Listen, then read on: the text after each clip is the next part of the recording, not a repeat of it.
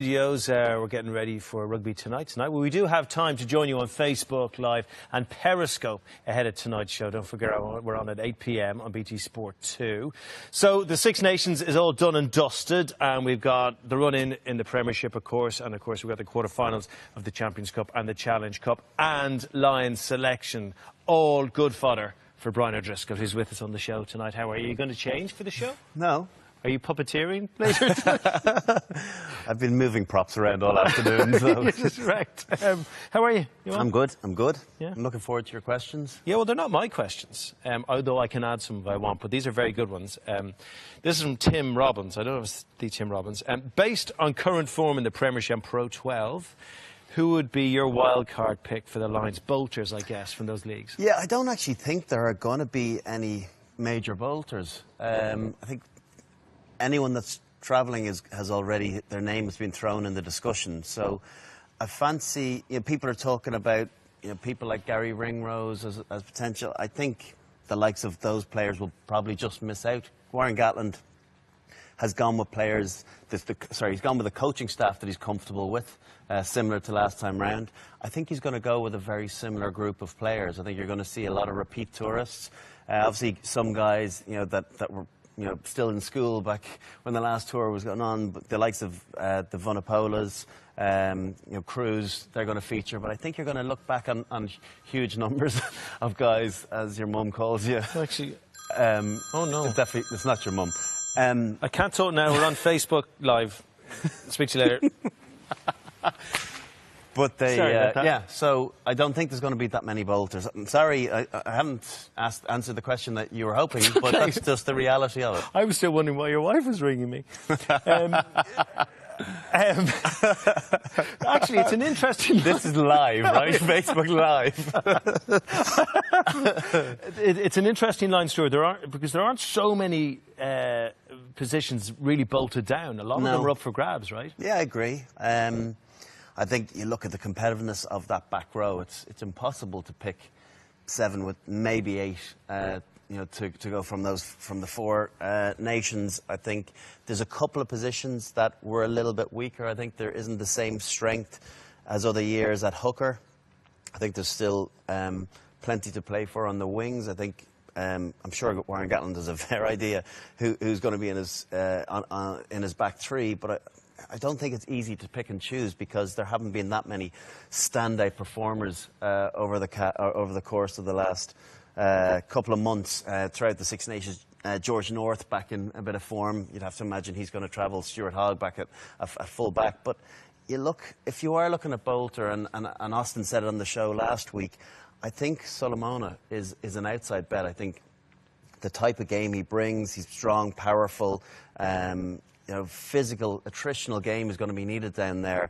Whether he has the defensive nous or knowledge yet, I'm not fully sure, but I think you could carry a winger potentially, and if there was an outside bet, I think he's not a bad one. So that's based on club form. If that's the case, do you then have to start considering the likes of Sean Maitland, who's been brilliant for Saracens, done his thing with Scotland as well, obviously even a Chris Ashton, who was extraordinary in the weekend for Saracens against Bath. Yeah, but it's the type of game that Solomona plays, for me, is the attractive aspect. Like, he's a big guy, brilliant finisher, and he's up for the fight. I think with respect to the other two, I think they're very much hard ground players. I'm a big fan of Chris Ashton's, I have to say.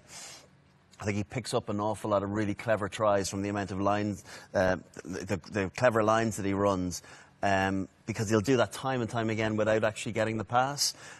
Brilliant engine on him. Sean Maitland obviously went on the last tour, and Gatland liked him. I think he's shown some good form again, but the fact that he's not playing for Scotland, there's a couple of other guys on in front of him, I think he would be a real outside bet.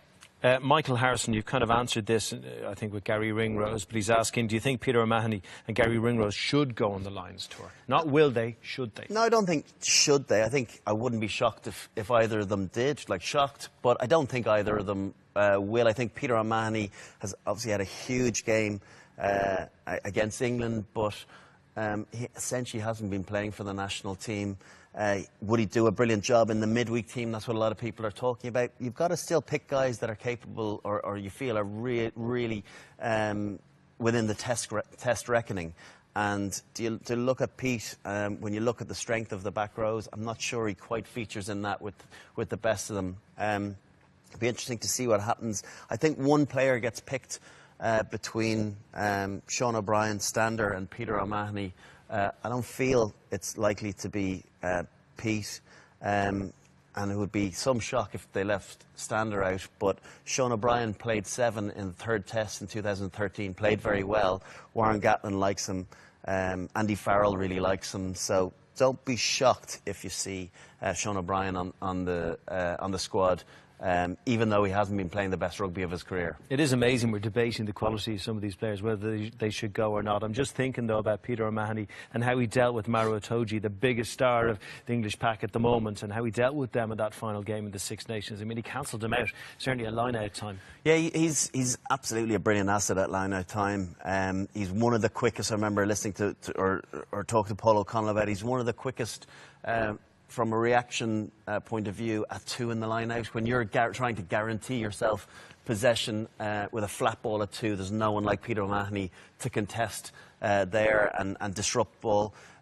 He had a field day against Ireland, picked a lot of ball off the back of the line out. I think Ireland scored their 1 try off the maul that he took at line out time. So yeah, he's a big asset from that point of view, and his game is probably suited to that down in New Zealand.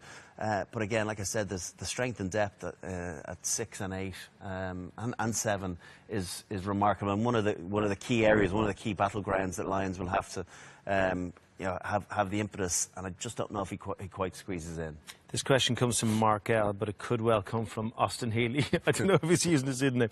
What does the Six Nations table and the Champions Cup quarter-final lineup say about the quality of Welsh rugby? I think we've all known that the Welsh club game has struggled. They've had a disappointing turnout of quarter-finalists and semi-finalists. I think you've got to go back to the 90s for Cardiff, for the one time they had a finalist in Cardiff. And the difference with the club team and the national team is the national team has always been able to turn it on. Now, you look at the margins of Six Nations, the decision or the try scored in injury time, Damien Shuley in the French game. Wales win that game, and somehow Ireland don't get by England. That's a flip. Wales are into second, Ireland down into 5th. So the margins are so tiny. So when it doesn't look good on a final table, all isn't lost. It's there's tiny differences between the teams. You saw what Wales did to Ireland. They pulled them apart in that game in Cardiff. And then had some other disappointing performances, namely against Scotland. But I don't think it's all doom and gloom for Wales, even though maybe they haven't been at their very high standards they have been in previous years. We should point out, really, that, by the way, Ospreys have got through all their pool games in the Challenge Cup with bonus point victories. That's never been done in the Challenge Cup or the Champions Cup before, so that's definitely a team on the rise. So there's lots for Welsh rugby to be excited about there. Another question about Wales, but from John Butler, a.k.a. Austin Healy. I'm not going to ask that one. OK, here's an interesting one from Christian Ross. If Owen Farrell is taken as a centre for the Lions, does that pave the way for George Ford, assuming that Johnny Sexton is first choice out half? I don't think so. I think Dan Biggar goes ahead of George Ford, and I think even potentially Finn Russell goes before George Ford. Yes, he was 10 for England's Six Nations team. I just don't think that his game is suited very well. It's again a brutal physical game you need against New Zealand, and you can't afford to carry anyone on the team. He's brave, but when you're that small, he's an easy target. And I think if they are going with Farrell at 12, I think there's a good chance that Dan Biggar will go at 10. One last question from Tom Doyle. The hardest tackle you ever took? I swapped across a lot of positions over the course of my career. I think Johnny Wilkinson has a ferocious tackle on him. Yeah.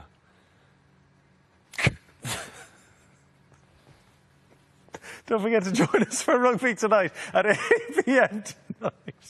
Brian's there, Lawrence is there, Austin is there as well. Lots to talk about, some interesting interviews as well. We'll see you then. Take care. Thanks.